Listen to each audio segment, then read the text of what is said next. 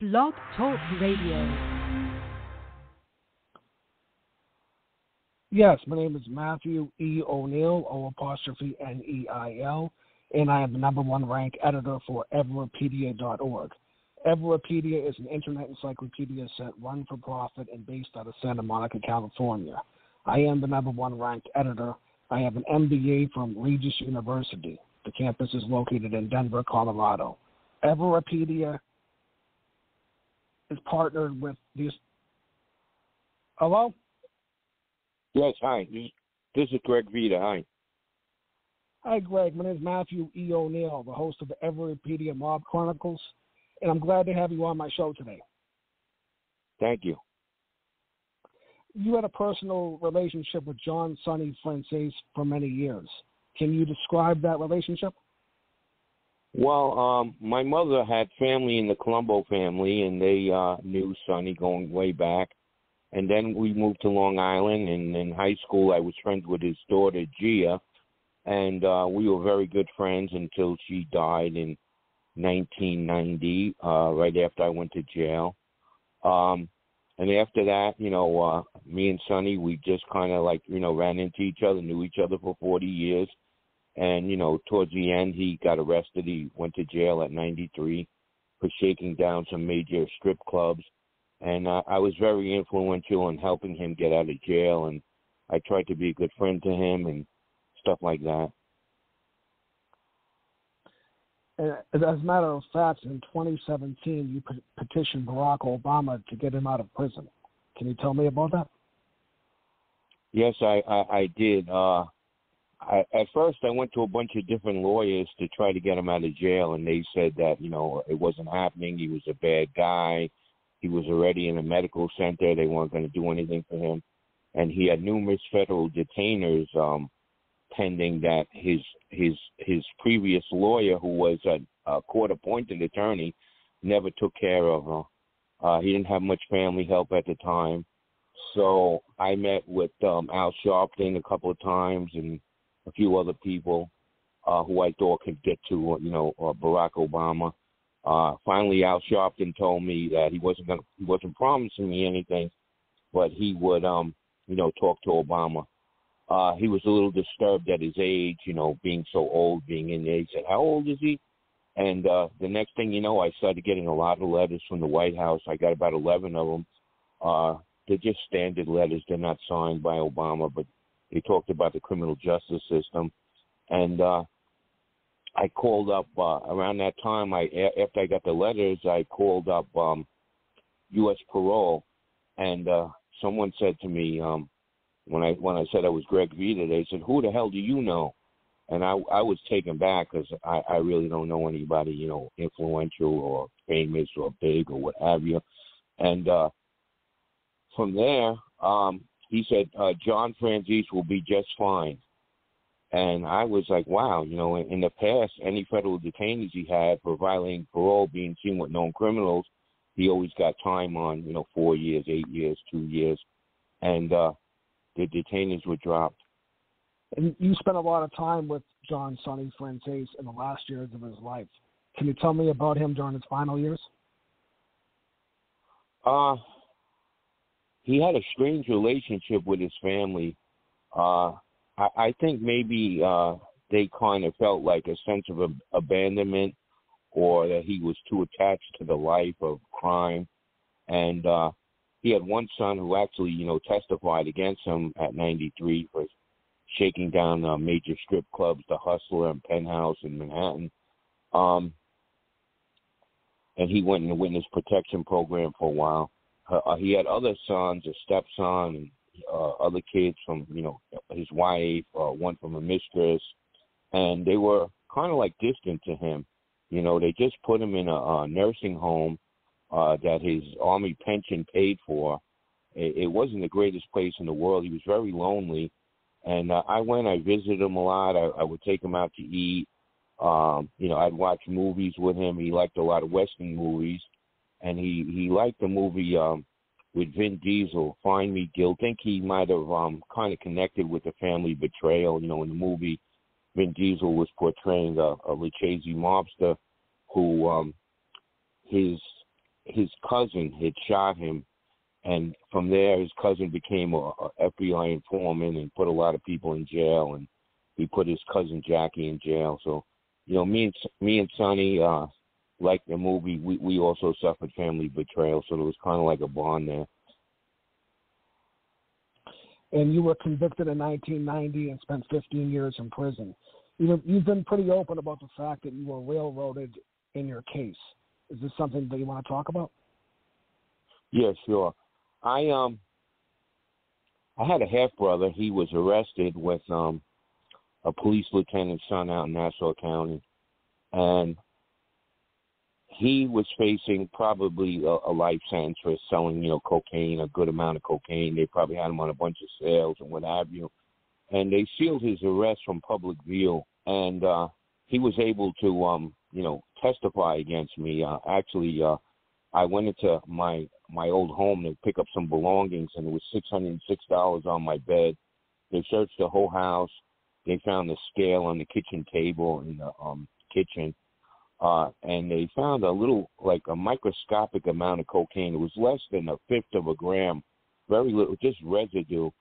And it wasn't a crime of the century. I didn't even have a felony on my record. I got in trouble a few times, a violation, a fight, traffic tickets, nothing real serious.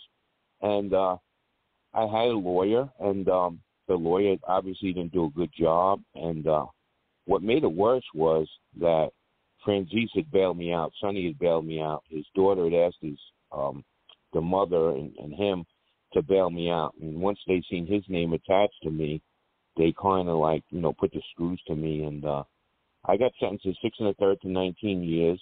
I got a year under possession. I got 6 1/3 to 19 for intent to sell. They said it was an intent to sell. They reworded stuff. My lawyer didn't really help me. So I did the minimum of 76 months, and from there, I violated parole 5 times, and nothing I did warranted a trip back to prison. Just, somebody would make a call. It might have been my brother or my mother, just anything. They just put you back in jail. And so altogether, with the parole violations, I had 6 parole violations, actually. The 6th one was dismissed. With all the parole violations, I did just about 15 years in jail. And you have been in contact with the owner of Gleason's Gym in Brooklyn, Bruce Silverglade. Can you tell me how Bruce has helped your case? Well, I've known Bruce for over 30 years. I trained in Gleason's Gym. I had a strong connection to him from day one. He had a partner, Ira, who died many years ago, and I was close to him. And from there, I got hooked up with Hector Roca. He had become my trainer as an amateur fighter. And Bruce is just a good person. I mean, there's never any money attached to anything. You ask him to help you, and he'll help you, and he'll help anyone in a second. You walk into his gym, and you could be anybody. He treats you like, like you're his best friend, and he's known you his whole life. And we did a video comparing my case with Mike Tyson's case. There was a lot of similarities between the cases. For instance, the person who testified against me was named Mike. His prosecutors' name were Greg and Barbara. My name is Greg. I had a girlfriend who was with me who was arrested. Her name was Barbara. The $606 on my bed matched the hotel room number in the Canterbury Hotel where the supposed rape took place. So Bruce, when we asked him to go get into a YouTube video with him and Hector Roca, he was like, no problem, just, let me know when you're coming. I'll be there, and we can go to my office. We could do it here. We can go somewhere. And I've been friends with Bruce a very long time. He's probably one of my closest friends. And you boxed in smoker fights as an amateur, and you had 6 wins. I boxed myself in USA Boxing. I beat Preston Hartog when he was in the U.S. Army World Class Athlete Program in USA Boxing. My trainer that I used was Dickie Wood. Your trainer was Hector Roca, and Hector Roca has trained a lot of top-rated professional fighters, such as Arturo Gatti. Arturo Gatti died Yes. in 2009, and you shared the same trainer as Hector Roca. Do you have any insight on Arturo Gatti and Hector Roca?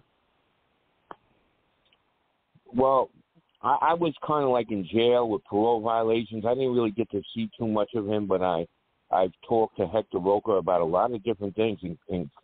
And one of the things he said about Arturo Gatti was that, he was a great fighter, of course, and he, took him to a world title. But he said that he had a problem drinking. And he said, Hector Roca is like a disciplinarian, and he'll really train you hard, push you harder than anybody. He's been known for overtraining people, too. And he gave him up. Years later, he told me that, he believed that, Arturo Gatti was murdered. I think it happened in Canada. Originally, his girlfriend was brought in for questioning. They said he was strangled with a string from a pocketbook or something.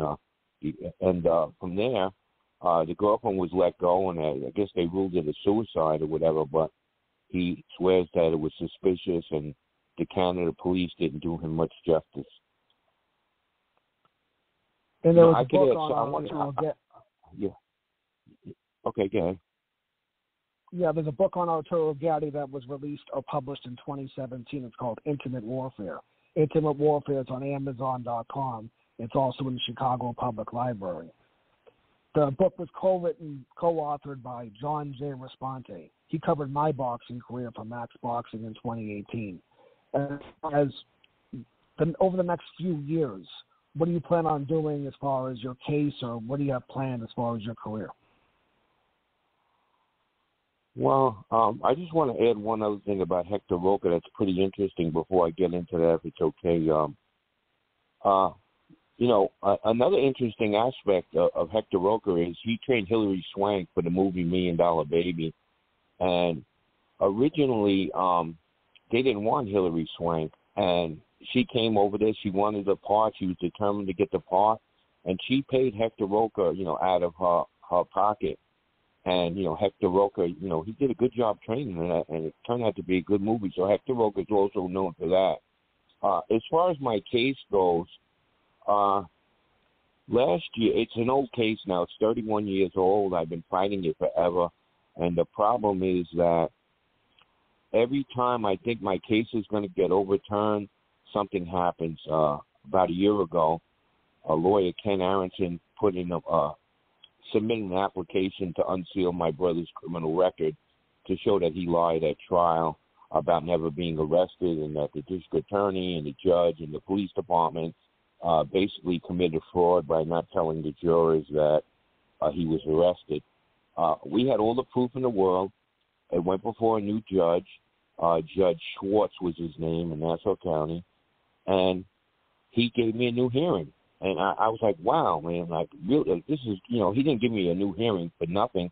He didn't have to read 1,000 pages of manuscript. He looked in the computer, seen my brother had a sealed arrest, and he gave me a new hearing. And then he postponed the hearing. And then he postponed the hearing again.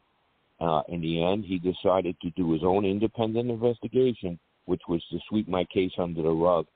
So I'm trying to get out in social media. I'm trying to, get in contact with people like you, Matthew, and I want to get my story out that, the criminal justice system isn't fair. I don't think they did Mike Tyson any justice either. And again, my name is Matthew E. O'Neill, and Everipedia is based out of Santa Monica, California on Wilshire Boulevard. I only have about 20 seconds left in the program. Is there anything you want to say real quickly? Well, yeah, as far as the criminal justice system too, I would like to join forces with Mike Tyson. I would like to sit down with him, if that's possible, one day, and see what we can get. He's very big on social media. I think we could accomplish something. Even Bruce Silverglade thought that would be a good idea. Okay, Greg Vita, this is only a 15-minute program. I'd like to thank you for being on the show. Thank you, Matthew. Okay, well, thanks. Okay, have a good day.